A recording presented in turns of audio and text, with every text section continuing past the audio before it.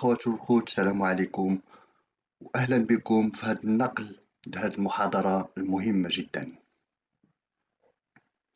المؤسسة الأوروبية للبحر الأبيض المتوسط تأسست في العام 1989، تديرها بلدية مدينة برشلونة وحكومة كاتالونيا، الحكومة ذات الاستقلال الذاتي، ووزارة الخارجية الإسبانية، وهي تضم فعاليات من المجتمع المدني وجامعات وشركات وشخصيات متوسطية. هي بمثابة مركز أبحاث أو ما يعرف ب think tank. كذلك تعرض تكوين عالي على مستوى الماستر متخصص في المنطقة المتوسطية والظواهر التي تعرفها كالهجرة مثلا. المؤسسة تعمل كمدعم لمشروع مؤسسة الاتحاد من أجل المتوسط، وهذه فيما بين الدول، الذي يتخذ من مدينة برشلونة مقرا له كما هو معروف. والمحاضرة التي قدمتها أخيرا هي في غاية الأهمية، عنوانها بالضبط التواجدات الصينية بصيغة الجمع، وهذا مهم جدا كما سنرى. إذن العنوان هو التواجدات الصينية في المتوسط الشمال الإفريقي. أهميتها تكمن في كونها فرصة للاطلاع على نموذج منظور أكاديمي أوروبي شبه رسمي للتواجد الصيني في شمال إفريقيا، ولتقديم أجزاء مهمة من هذه المحاضرة، تقريبا المحاضرة كلها، لأن فيها رؤية أخرى للمفاهيم التي تعارفنا عليها، ليس بالضرورة بهدف تبنيها، بل فقط من أجل الاطلاع والإفادة، خصوصا بالنسبة للاقتصاديين والطلبة، وكذلك بالنسبة للمهتمين بالسياسة. في المحاضرة أرقام وإحصائيات تلقي الضوء وبشكل مقارن على الحجم الحقيقي للاستثمارات الصينية في منطقتنا، وبالتالي استنتاج الاستراتيجية الصينية وموقعنا داخلها. تيري بيرو صاحب المحاضرة هو بروفيسور في الاقتصاد الاجتماعي ومتخصص في الصين تحديدا، يشتغل كمدير أبحاث في المركز الوطني للأبحاث العلمية الفرنسي، وكذا كأستاذ في مراكز ومدارس عليا أخرى. إذن بلا ما نطولوا نمشيو مباشرة للمحاضرة لأنها راها فيها أكثر من ساعة. Si je voulais résumer très rapidement l'objet de mon intervention, c'est de vouloir en fait signaler principalement que les présences chinoises en Afrique du Nord ont été très surévaluées. Très surévaluées, du moins dans le court terme, et dans la mesure où on fait une approche essentiellement économique et macroéconomique comme celle que je vais faire devant vous. Mais avant d'ouvrir cette approche, je voudrais signaler un certain nombre d'éléments pour pouvoir éclairer la situation. Généralement, lorsque vous lisez des rapports ou des analyses, on vous parle de la Chine. La Chine fait ceci, la Chine fait cela. En fait, immédiatement, il y a ici une essentialisation d'un grand nombre d'acteurs, du comportement d'un grand nombre d'acteurs, et il y a une pluralité d'acteurs dont les stratégies ne sont pas identiques et ne reproduisent pas systématiquement une stratégie qui serait dictée à Pékin. Je vais vous prendre un certain nombre d'exemples parce que ce phénomène-là, il est à la fois au niveau de l'administration chinoise, mais aussi au niveau des entreprises chinoises. Au niveau de l'administration, dans les ambassades, vous avez deux personnages importants. L'un, c'est l'ambassadeur, c'est normal, et il dépend du ministère des Affaires étrangères. Le second personnage important, c'est le conseiller du commerce extérieur, qui est souvent un ministre conseiller, qui lui dépend du ministère du commerce extérieur. Et ces deux personnages sont souvent dans une opposition plus ou moins larvée, d'autant plus que lorsqu'on a fait une réforme de l'administration chinoise au début des années 2000, on a donné une préséance au ministère du Commerce sur le ministère des Affaires étrangères. Donc ce qui fait que traduire des activités qui sont en fait le fait des éléments commerciaux de l'ambassade comme étant des éléments d'abord politiques, c'est forcément une interprétation erronée ou du moins incomplète de la situation. Je pourrais développer le même phénomène en prenant en considération les banques chinoises. Les banques chinoises sont aussi en concurrence éventuellement avec le ministère des Affaires étrangères. Quand le ministère des Affaires étrangères veut que ces banques accordent des prêts à des taux relativement bas, alors que ce sont des banques commerciales qui veulent appliquer des taux du marché, donc là aussi vous avez une opposition, vous avez deux stratégies qui peuvent s'opposer, vous avez aussi des stratégies qui peuvent opposer le ministère des Finances en fonction de ses obligations par rapport aux activités commerciales ou politiques des autres institutions. Ça, c'est un résumé très rapide, dirons-nous, pour souligner l'existence de stratégies qui peuvent être antagonistes dans l'administration même chinoise. Et ces antagonismes, on peut y ajouter un autre antagonisme qui est systémique, à savoir le manque de communication entre les administrations. Bon. Donc, ce qui fait que, déjà, parler d'une unité d'action, ça peut être problématique. Mais lorsqu'on regarde encore les entreprises, la situation est encore beaucoup plus variée. Vous avez bien entendu les entreprises d'État, les entreprises publiques, qui sont d'abord des entreprises qu'on appelle des entreprises centrales, qui sont sous la tutelle directe du gouvernement chinois. Alors, certaines d'entre elles ont été missionnées effectivement pour aller garantir les approvisionnements en matières premières. Et donc, de ce fait, vous pouvez dire que leur autonomie d'action est relativement limitée, encore que certaines entreprises pétrolières ont mené des stratégies entrepreneuriales propres en contradiction avec la stratégie édictée à Pékin.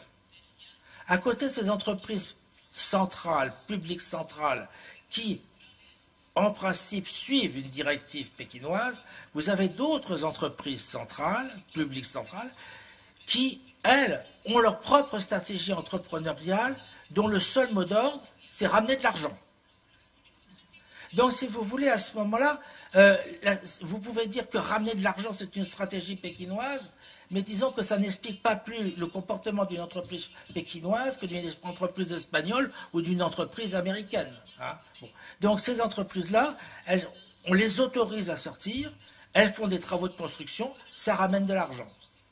Donc, elles ont à ce moment-là des stratégies entrepreneuriales qu'elles développent sur un certain nombre d'années. Elles se spécialisent, par exemple, dans la construction des ports en Afrique et pas ailleurs, etc. Donc, vous avez donc des activités, des stratégies entrepreneuriales qui ne sont pas dictées par Pékin, par des entreprises qui sont des entreprises sous la tutelle directe du gouvernement. Vous avez encore d'autres entreprises publiques qui sont des entreprises provinciales. Ces entreprises provinciales, elles dépendent des gouvernements provinciaux et des stratégies des gouvernements provinciaux. On sait depuis toujours que les gouvernements provinciaux essayent de conserver par devers eux-mêmes le plus de pouvoir possible de décision en matière de développement provincial. Et donc, elles missionnent à titre provincial des entreprises à l'étranger qui vont avoir des stratégies qui ne sont pas des stratégies qui servent le gouvernement central, mais des stratégies qui servent le gouvernement provincial. À côté de ça, vous avez encore des entreprises privées ou des entreprises semi-privées. Alors, la plus connue, c'est l'entreprise Huawei, qui vend du matériel électronique, téléphonique, etc. Au début des années 2000, le gouvernement chinois avait décidé que tous les téléphones fabriqués en Chine et vendus par ces entreprises devraient accepter ou employer des normes chinoises de téléphonie. Huawei a dit non. Alors que dans le même temps, vous avez une autre entreprise qui est une entreprise publique, ZTE, qui est aussi une très grosse entreprise, qui elle a dit oui parce qu'elle ne pouvait pas faire autrement. Mais voyant que Huawei refusait, finalement, Huawei a permis à ZTE de ne pas utiliser les normes chinoises pour pouvoir répondre au marché. Donc une grosse entreprise chinoise est capable d'imposer sa stratégie entrepreneuriale au gouvernement chinois. Et puis vous avez aussi toute une série d'entreprises privées plus ou moins grandes, petites, etc., qui, elles, plus elles sont éloignées du pouvoir central, plus ont de l'autonomie. Bon. Donc ce que l'on trouve en Afrique ou ce que l'on trouve en Afrique du Nord, plus précisément, hein, c'est cet ensemble d'acteurs qui chacun vont poursuivre des trajectoires, des stratégies. Et dans ce décompte, j'ai oublié encore une chose, ce sont les travailleurs indépendants chinois qui sont installés, par exemple, en Algérie. Ceux-là, ce sont des électrons complètement libres. Leur problème, c'est le gouvernement algérien. L'entreprise qu'ils ont créée, c'est une entreprise de droit algérien. La seule chose chinoise dans cette entreprise, c'est eux. Bon. Et donc, de ce fait, là aussi, vous avez des gens qui vont avoir sociologiquement une influence. On va avoir une tête de Chinois, donc on va penser que la Chine est là, alors qu'en fait, ce travailleur indépendant, ce petit entrepreneur, travaille pour lui en Algérie, et dirons-nous qu'il n'a que des rapports très distants avec Pékin. Donc, c'est un des premiers éléments dont il faut se rendre compte lorsqu'on aborde les présences chinoises, et c'est pour ça que dans le titre, j'ai insisté pour qu'il y ait un S. On m'a dit qu'en espagnol, c'était pas forcément évident. C'est pas évident en anglais, mais c'est évident en français. Bon, c'était une façon quand même de bien souligner ce phénomène. Alors maintenant, si on regarde les pays qui sont concernés par l'Afrique du Nord, 5 pays. Et là, les rapports de ces 5 pays avec la Chine, ce 5 histoires qui sont totalement différentes. Vous avez un pays qui n'a aucune histoire avec la Chine, c'est la Tunisie. Vous avez un pays qui a par contre une histoire longue, c'est l'Algérie. Et dirons-nous que les liens entre l'Algérie et la Chine, en fait, c'est beaucoup plus les liens d'abord avec le GPRA et le FLN, avec le Parti communiste chinois, un soutien, et ça a été un soutien qui n'a pas été minime, du moins, si je vous dis qu'en 58 ou 59, Pékin a donné du poivre et des pelles à Alger, vous allez rigoler. Non, compte tenu de la situation économique de la Chine en 58, de la famine qui existait, tout ce que la Chine pouvait prélever, c'était lourd pour elle. Donc, si vous voulez, ça signifiait à la fois politiquement ou éventuellement idéologiquement une liaison forte qui s'est créée de cette époque-là. Alors, cette liaison forte ne s'est jamais réellement démentie, même si elle a eu des hauts et des bas avec la dispute sino-soviétique, hein, mais c'est quelque chose qui a duré et qui est reparti avec, dirons-nous, après 1989, hein, après la chute du mur de Berlin et la chute. Dans une situation un petit peu voisine, vous aviez l'Algérie. Mais l'Algérie était dans une situation totalement différente de l'Algérie, en ce sens qu'elle avait un problème qui était Israël. Et le jour où il y a eu la brouille sino-soviétique, elle a choisi de s'appuyer totalement sur l'URSS parce qu'elle avait besoin d'armes que ne pouvait pas lui fournir la Chine. Donc elle a penché complètement du côté de l'Union soviétique. Ce n'est qu'au milieu des années 95 qu'elle a recommencé à avoir des liens avec la Chine, précisément parce que l'URSS avait disparu et que la Russie ne pouvait pas lui donner le même soutien. Bon. Un autre pays qui a eu une histoire, c'est le Maroc. C'est une histoire qui a été très brève. Maroc, Algérie et l'Égypte étaient tous les trois à Bandung en 1955. En fait, ce ne sont pas les pays qui étaient à Bandung, parce qu'en 1955, il n'y avait pas de gouvernement algérien, il y avait simplement le FLN et le GPRA. Hein. Au Maroc, ce n'était pas le roi du Maroc qui est allé à Bandung, hein. C'était le parti communiste marocain qui est allé à Bandung, qui a une délégation. Donc, et à ce moment-là, au début, les relations entre le roi du Maroc et le Parti communiste marocain se sont détériorés, le Parti communiste marocain a disparu, et de ce fait, cette liaison a aussi disparu. Bon, alors, le dernier pays que je n'ai pas évoqué, c'est la Libye. La Libye, ce qui marque les relations Chine-Libye, c'est, dirons-nous, la guerre en Libye, le départ de 36 000 travailleurs chinois en Libye en catastrophe, et la perte de tous les investissements que la Chine avait voulu entreprendre en Libye. Donc vous voyez, vous avez 5 pays avec des histoires qui sont totalement différentes. Bon. Alors je n'ai pas la possibilité ici, dans l'espace de ce temps, de faire le détail des relations entre ces pays, donc je vais me contenter d'une vision macroéconomique. Mais en me contentant de cette vision macroéconomique, je vais pouvoir arriver aux résultats que je souhaite avoir, c'est-à-dire relativiser le rôle économique que la Chine joue aujourd'hui dans ces pays. Alors, avant de... Je vais d'abord une autre chose pour bien cadrer. Sur ce graphique, hein, vous avez à gauche les 25 premiers pays africains par rapport au PIB par tête dans lequel j'ai placé la Chine. Bon, et vous voyez ici, non, pardon, c'est pas ça que je vais faire. Bon, donc, oui. Ici, hein, donc c'est le PIB par tête, et vous voyez que la Chine se trouve, en fonction de ce calcul, juste devant la Libye, devant l'Égypte, l'Algérie, la Tunisie et le Maroc. Mais on est parmi les 25 premiers. Maintenant, si on... Ah oui. Oui, je n'ai pas le droit de partir. Là, maintenant, si on prend un autre indicateur qui est l'indicateur de développement humain, bon, la Chine est toujours devant l'Algérie, la Tunisie, la Libye. Mais ce que l'on voit, c'est qu'en fait, ces indicateurs, qu'ils soient bons ou mauvais, ce n'est pas important. Ça montre, ça prouve ou ça rappelle une chose, c'est que la Chine est un pays en voie de développement, et toujours un pays en voie de développement. Or, lorsque nous abordons ces questions de présence chinoise en Asie, en Afrique, etc., on voit tout de suite l'éléphant. C'est-à-dire ce pays qui a un poids économique considérable, mais on ne voit pas en général qu'il s'agit d'un géant au pied d'argile. Hein, que c'est encore un pays qui est relativement faible. Ça a des conséquences considérables dans les relations qu'un tel pays peut avoir avec les autres pays, et entre autres, en particulier nos 5 pays ici.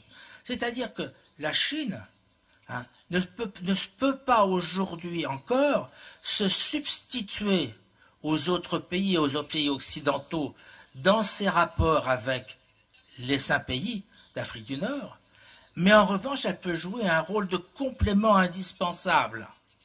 Donc, si vous voulez, ça oblige, en prenant en considération ce facteur, ça oblige à relativiser encore une fois par un autre biais le rôle que peut avoir la Chine. Parce que si vous avez un pays en voie de développement, quels que soient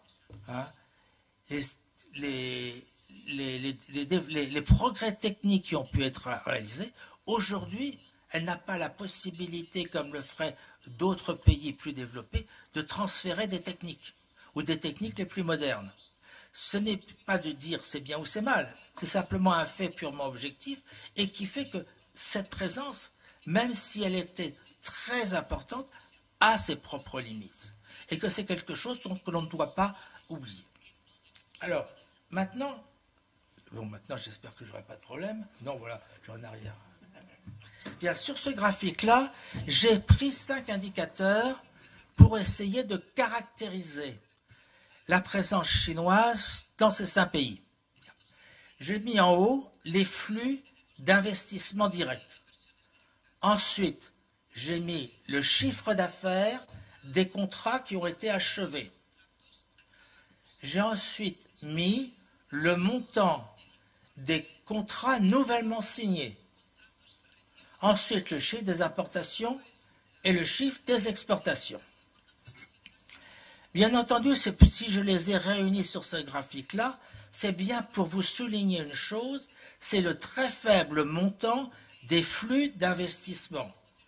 Alors les flux d'investissement, on peut toujours dire qu'une année, il y en a beaucoup, et l'année suivante, il y en a peu. En fait, là, on s'aperçoit que sur ces 5 dernières années, vous avez non seulement des flux faibles, mais vous avez également eu des désinvestissements. Donc, c'est un élément qu'il faut, et là aussi, apprécier, en ce sens que lorsque vous avez, comme la dernière date ici reprise, 2021, 0,5 milliard de dollars investis dans ces 5 pays. Évidemment, quand on regarde ça à l'échelon de nos rémunérations, ça peut paraître énorme. Quand on regarde ça par rapport à l'échelon des relations économiques, c'est excessivement faible. Pensez par exemple à l'usine que Ford voulait créer au Mexique et qu'il n'a pas pu créer du fait de l'intervention de Trump. 1,6 milliard. Prenons des exemples ici, dans ce pays. Vous avez un fonds luxembourgeois d'investissement qui s'appelle CVC, qui a investi dans la Liga football. 2 milliards. Maintenant, regardons Zara, encore une entreprise espagnole.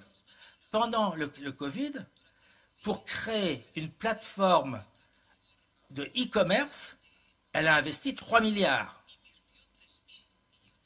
Alors, ces chiffres, que je pourrais multiplier à l'infini, ces chiffres expriment une réalité. Le poids ou l'absence de poids qu'aujourd'hui la Chine peut avoir dans l'industrialisation de ces pays. D'une manière générale, si l'on veut industrialiser un pays et que l'on veut industrialiser un pays d'une façon moderne, vous avez donc l'obligation d'avoir des investissements très capitalistiques, donc des dépenses d'investissement considérables. Si vous ne pouvez investir que des sommes relativement minimes, vous pouvez faire des investissements dans des industries de main-d'œuvre. Alors, avoir des industries de main-d'œuvre, c'est important du point de vue social, parce que ça permet d'employer des gens qui ne seraient pas employés autrement. Mais du point de vue du développement d'une stratégie d'industrialisation, c'est très nettement suffisant parce que ce n'est pas, par exemple, comme l'importation de machines à coudre qui va permettre des transferts de technologies tels que cela va faciliter ou encourager l'industrialisation du pays. Donc c'est un élément qui est excessivement important, qui signale également une chose, à savoir que si la Chine ne cherche pas à industrialiser ces pays, ou ne participe pas à l'industrialisation de ces pays, c'est peut-être aussi parce qu'elle n'accorde pas à ces pays la priorité que l'on peut penser qu'elle l'accorde. Si on regarde la distribution des investissements directs chinois à travers le monde, c'est majoritairement dans les pays les plus développés que la Chine investit et non pas dans les pays en voie de développement. Et d'autre part, la Chine investit souvent pour deux raisons, la possibilité d'acquérir des techniques ou bien alors la possibilité de rentabiliser des fonds d'investissement à des hauteurs qu'elle ne pourrait pas rentabiliser de la même façon en les gardant chez elle. Donc il y a une stratégie, la stratégie d'investissement à l'heure actuelle de la Chine hors de ce territoire, c'est surtout une stratégie qui vise les pays occidentaux ou les entreprises occidentales, beaucoup plus que ça ne peut viser les pays en voie de développement. Mais ce n'est pas toujours le cas quand on ramène le montant des investissements à l'importance économique d'un pays. Vous avez un pays qui s'appelle le Laos. Le Laos, c'est 7 millions d'habitants. Et au Laos, ces dernières années, en moyenne, la Chine a investi 175 $ par habitant, alors que dans le même temps, elle investissait 4 $ par habitant en Afrique et 2 $ par habitant dans les 5 pays. Donc, si vous voulez, ce n'est pas parce que la Chine a un projet très clair, très net, une stratégie de développement qui implique le Laos, et là, effectivement, les investissements ont été considérables, mais là, il n'y a pas de stratégie d'investissement dans les pays africains, ni en nord africain, qui implique que la Chine investisse de façon très importante. Alors, pourquoi a-t-on le sentiment que la Chine investit beaucoup? Pourquoi, dans tous les rapports que l'on peut lire, on considère que, vous dit toujours, la Chine investit énormément en Afrique et ainsi de suite? Parce qu'il y a une confusion qui s'opère, entre le montant des travaux d'infrastructure qu'elle entreprend et ses investissements. la phrase la plus courante qu'on lit très couramment, c'est « la Chine investit en infrastructure ».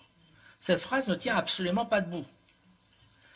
La Chine construit des infrastructures et éventuellement, dans le même temps, finance ces infrastructures. Supposez que vous vouliez vous construire une maison. Vous allez chercher un entrepreneur du bâtiment pour construire la maison. Vous allez chercher un banquier pour vous financer ces travaux. Et lorsque la maison est construite, le constructeur n'est pas propriétaire de la maison. Il est parti payer. La banque n'est pas propriétaire de la maison. Elle est créancière, elle est votre créancière. Et vous êtes le seul investisseur.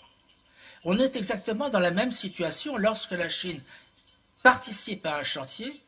Vous avez une commande faite par un gouvernement nord-africain qui est l'investisseur, qui sera propriétaire du bien créé.